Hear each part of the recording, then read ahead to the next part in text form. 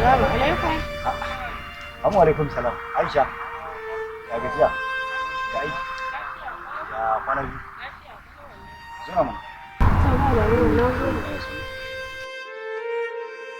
Bismillahirrahmanirrahim. Aisha. Na'am. Aisha yan mata a dangare. To.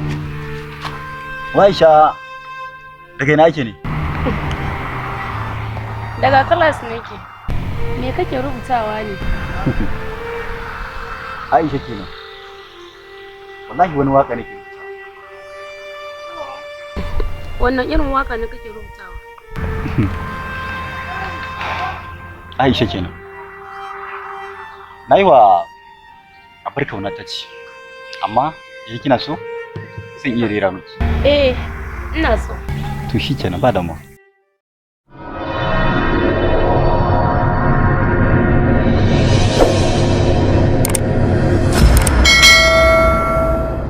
Ko da zaman duniya da rai ake tutiya, dole sai da lafiya za a more rayuwa. In kaga an yi magiya, sako ne na zuciya ta kasa yin juriya, take son samuwa. Ka iya waka. Ko?